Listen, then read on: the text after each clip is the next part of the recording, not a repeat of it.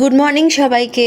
একটা নতুন দিনের সাথে আসে অনেক নতুন নতুন অনুভূতি, ছোট ছোট অনেক মুহূর্ত, অনেক নতুন গল্প। সেই সব কিছুকে একটা নতুন ব্লগের মোড়কে সুন্দর করে আমার মতো করে সাজিয়ে তোমাদের কাছে আরও একবার হাজির হলাম। আশা করছি তোমরা সবাই খুব ভালো আছো, সুস্থ আছো, আনন্দে আছো। আজকে সকাল সকাল ঘুম থেকে উঠেই ঘরের কিছুটা কাজ সেরে নিয়ে চলে এসেছি আমার বাড়ির কাছে স্টার বাজারে। আর আজকে আমাকে হেল্প করবার জন্য চলে এসছে রিশান।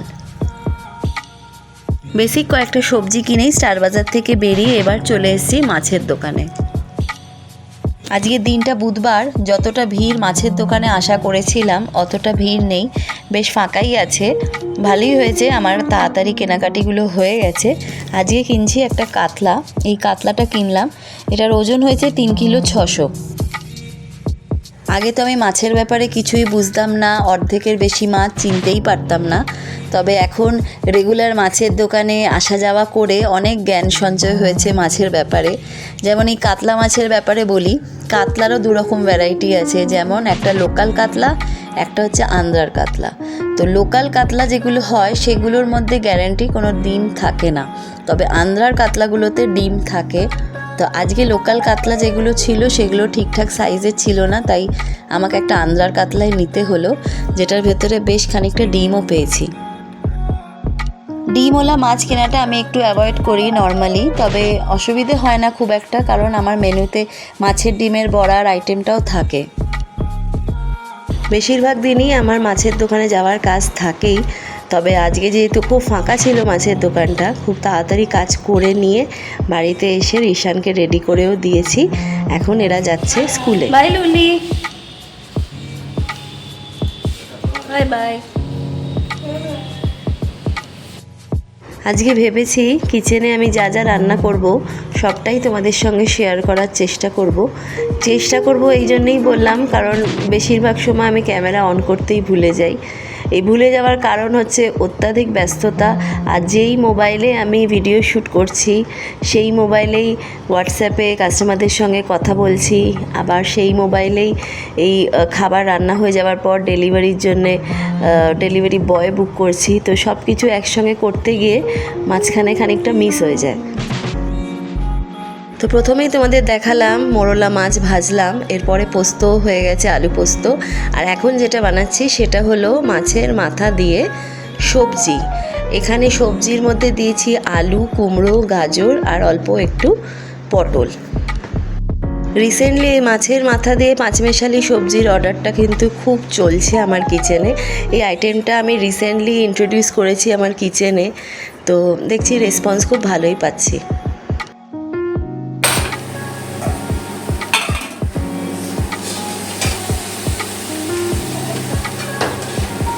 ভাত তো বসিয়ে দিয়েছি, এইদিকে হয়ে গেছে কাতলা মাছের ঝাল।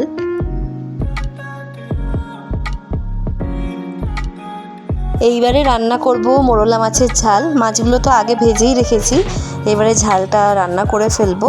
তো ঝালটা খুব সহজভাবেই বানাই। প্রথমে কড়াতে তেল দিয়ে কালো জিরে ফোড়ন দেব, আর পেঁয়াজ, টমেটো আর লঙ্কার একটা পেস্ট বানিয়ে নিয়েছি, সেইটাকে ভালো করে তেলে দিয়ে কষিয়ে নিতে হবে। মশলাটা নুন হলুদ দিয়ে ভালো করে কষিয়ে নিয়ে সামান্য একটু জল ঢেলে মাছগুলোকে ভালো করে ভেজে নিলেই রেডি হয়ে যাবে মোরলা মাছের ঝাল।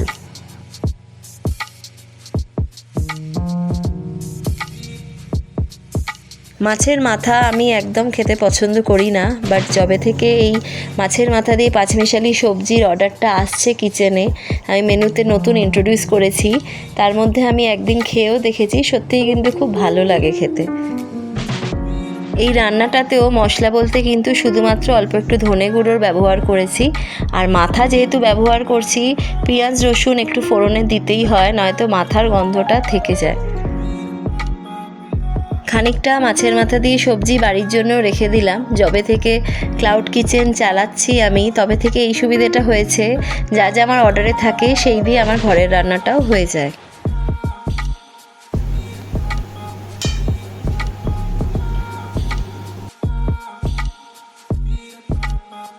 আমাদের বাড়িতে মাঝে মধ্যেই ছাতু শরবত খাওয়া হয়।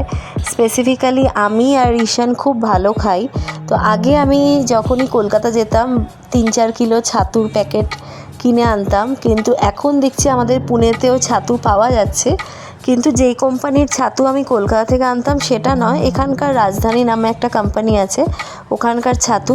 তো বেশ কয়েকটা প্যাকেট আমি কিনে দেখলাম, বেশ ভালোই কিন্তু ছাতুটা।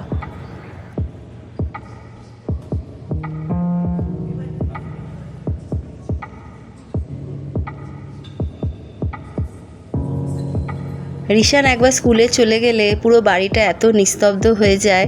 এদিকে দেখো আমি কিচেন থেকে ভিডিওটা করছি, এখানে সোমদেব অফিস নিয়ে ব্যস্ত, আর রিশানের দাদু ল্যাপটপে নিজের কাজ করছে, আর আমি এখানে নিজের রান্না করছি। এখানে কথা বলতে বলতে আমার মোরলা ঝালের গ্রেভিটা রেডি হয়ে গেছে। এখন মাছগুলো দিয়ে একবার ফুটিয়ে নিলেই গ্যাসটা অফ করে দিলে রেডি হয়ে যাবে।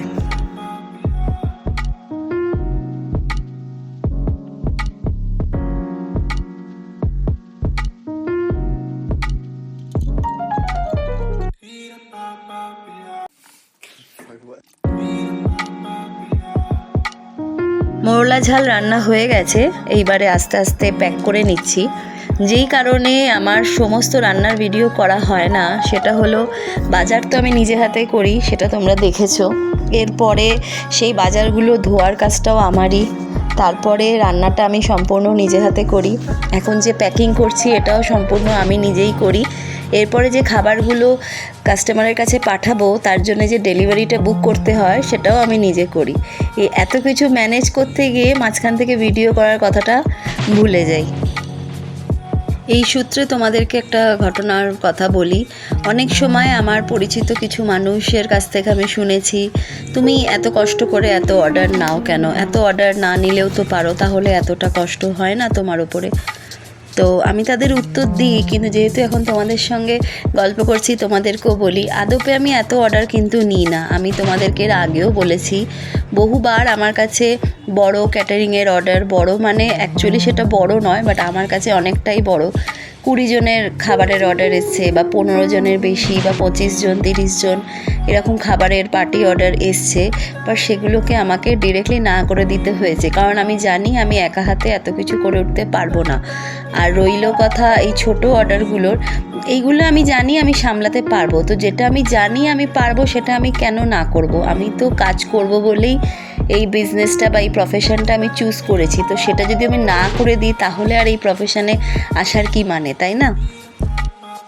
রিশান একটা স্পেশালি এবেলড বাচ্চা, তাকে দেখে রাখা, তার সমস্ত কাজ করা, এছাড়াও বাড়ির সমস্ত কাজ, পুরো বাড়িটা দেখে রাখা, এই সব কিছু নিয়েই এত বাধা নিয়ে তুমি কেন এরকম একটা প্রফেশনে এলে, বা কেন কোনো প্রফেশন চুজ করলে নিজের জন্যে, এই ধরনের প্রশ্নও আমার কাছে অনেক আসে।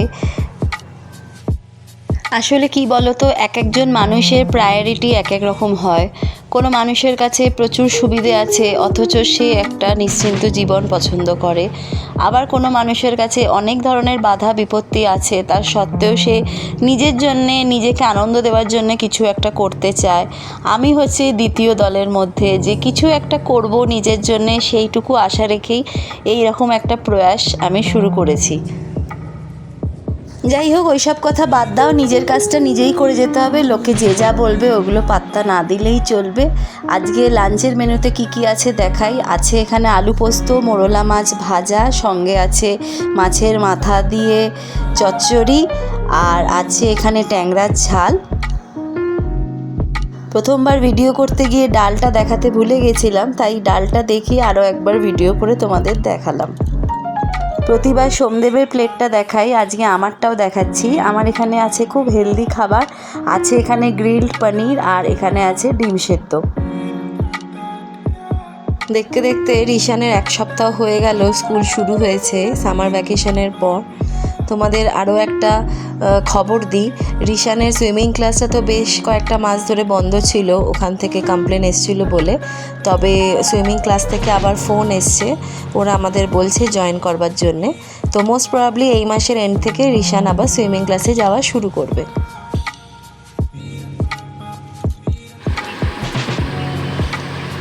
তুলে খাও, তুলে খাও, বাটি তোলো, বাটি তোলো।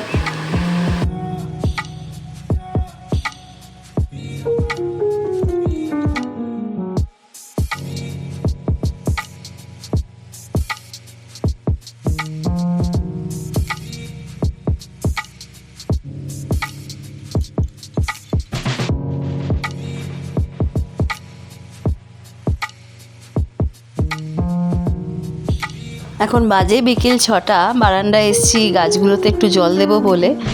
আকাশের দিকে চোখটা গেল, দেখো কীরকম লাইন করে মেঘগুলো হয়ে আছে, আর মেঘগুলো কীরকম গোল গোল। মনে পড়ে যাচ্ছে ছোটোবেলায় আমরা যখনই কোনো ড্রয়িং করতাম, আকাশে মেঘ দেখাবার জন্য এরকম গোল গোল করে মেঘগুলোকে আঁকতাম। এখানটা দেখে মনে হচ্ছে ওরকম কেউ এঁকে দিয়েছে মেঘটা, একদম লাইন করে দাঁড়িয়ে আছে মেঘগুলো। আর এই দূর থেকে যে পাহাড়টা দেখা যায়, বারান্দায় এলেই পাহাড়ের দিকে আমার চোখ যায়, এত সুন্দর লাগে। তুমি যে কোনো সময় আসো দিনের বেলা, তুমি পাহাড় দেখতে পাবেই। আর আমি এখানে বেশ খানিকটা পেঁয়াজের খোলা নিয়ে এসেছি কিচেন থেকে। এইগুলোকে টবের মাটিতে গুজে দেবো, খুব ভালো গ্রোথ হয়। কিন্তু তোমরা চাইলে এইভাবে ট্রাই করে দেখতে পারো, খুবই ইজি। সোমদেবের অফিস শেষ হয়ে গেছে, এখন বাজে রাত 8টা। তিনজনে মিলে যাচ্ছি এখন ডেন্টিস্টের কাছে। একটা ডেন্টিস্টের অ্যাপয়েন্টমেন্ট নেওয়া হয়েছে বেশ কদিন আগে থেকেই। আসলে আমার দাঁতে একটা সমস্যা হয়েছে, সেটার জন্যই যাচ্ছি। এই যে আমরা এখন ডেন্টিস্টের কাছে যাচ্ছি, এর আগেও ওনার কাছে বহুবার গেছি।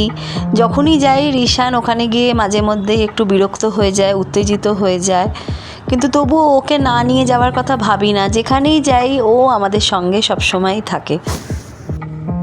আসল কথা হলো রিশান বেড়াতে যেতে প্রচণ্ড ভালোবাসে। ওর কাছে ডেন্টিস্টের কাছে যাওয়াও যা, একটা কোথাও বেড়াতে যাওয়াও তাই। মোট কথা রাস্তায় বেরোতে ও খুব ভালোবাসে, এদিক ওদিক ঘুরতে খুব ভালোবাসে। তো ওর এই ভালোবাসার কথাটা মাথায় রেখে ও যে বিরক্তটা করে আমাদেরকে, সেই বিরক্তটার কথা আমাদের আর মনে থাকে না। ডেন্টিস্টের কাছে যাওয়ার পথে সোমদেবের খিদে পেয়ে গেছিলো, তাই একটা মিষ্টির দোকানে এসে সোমদেব একটা কচুরি অর্ডার করলো। এটা হলো খাস্তা কচুরি, সোমদেব একাই খাচ্ছে।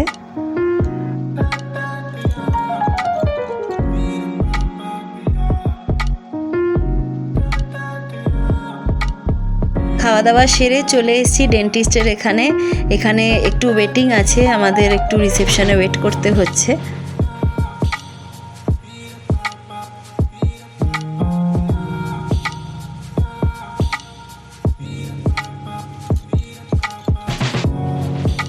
বাড়ি ফিরে রিশানের স্কুল ব্যাগ চেক করতে গিয়ে দেখি একটা সুন্দর গিফট রয়েছে, সুন্দর করে প্যাকও করা রয়েছে। আসলে ওদের ক্লাসে একটা বাচ্চার জন্মদিন ছিল আজ, তাই একটা করে গিফট দিয়েছে, রিটার্ন গিফট। তো দেখো এটা একটা পেন্সিলের সেট, এর মধ্যে পেন্সিল আছে, স্কেল, ইরেজার, স্কেচ পেনও রয়েছে, কালারও রয়েছে, প্যাস্টেল কালার, পুরো একটা কম্বো রয়েছে। দাঁড়াও তোমাদের খুলে দেখাচ্ছি। এই যে দেখো, এখানে একটা স্কেল, ইরেজার, এটা একটা পেন্সিল কালার, এখানে আর একটা কালারের ক্রেয়নের সেট রয়েছে, এখানে স্কেচ পেনও রয়েছে। এছাড়া ভেতরে রয়েছে একটা পেন্সিল আর একটা শার্পনারও আছে। খুব শিগগিরই রিশানেরও জন্মদিন আসছে, আমাদেরও রিটার্ন গিফট কিনতে হবে রিশানের ক্লাসমেটসদের জন্যে। তোমাদের সঙ্গে সবই শেয়ার করব। চলো তাহলে আজকের গল্পটা এখানেই শেষ করলাম। তোমাদের ভালো লাগলে প্লিজ লাইক শেয়ার করে দিও, আর যারা নতুন দেখছো চ্যানেলটাকে সাবস্ক্রাইব করে দিও। খুব শিগগিরই নতুন একটা গল্প নিয়ে তোমাদের কাছে আবার চলে আসব। তোমরা সবাই খুব ভালো থেকো, সুস্থ থেকো, আনন্দে থেকো, আমার পাশে থেকো। ততক্ষণের জন্য তোমাদের সবাইকে টাটা।